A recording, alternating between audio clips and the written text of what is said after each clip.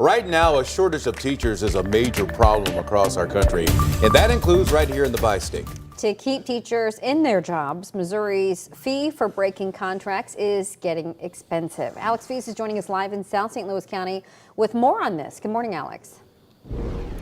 Michelle and Rennie, good morning. We're live this morning in Hancock Place School District, where classes resumed on August 21st. As you said, teacher contracts in the state of Missouri are changing. Teacher advocates say the cost of liquidated damages for breaking a contract is on the increase.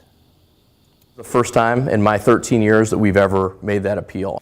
Hancock Place School District Superintendent Dr. Kevin Carl discussed a recent case where a teacher walked away from her contract. We presented it to the Board of Education for them to consider, the state board, for them to consider if they felt any disciplinary action was appropriate. The Missouri State Teachers Association advocates for more than 40,000 teachers in the state. MSTA senior attorney Kyle Farmer says the State Board of Education at times includes liquidated damages in a teacher's contract. It's a fee for breaking the contract to take a new teaching job. And recently, those damage fees have increased to as much as $10,000. It's a punishment for trying to get out of your contract. My biggest concern is the cost going up, and then districts going after teachers' licenses as well.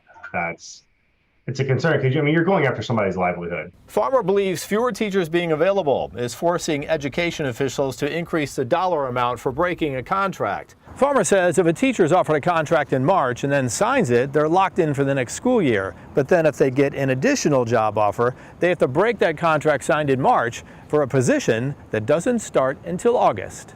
We're at a point now where somebody is going to have to challenge it in court, right? Somebody's going to have to go to court and say either this practice is being used improperly, the dollar figure is too much. At Hancock Place, Carl says contracts have consequences. Because this really isn't about the teacher. It's about providing and supporting students and making sure that they've got an adult and that parents can know that they've got a highly qualified person working with their kid every day.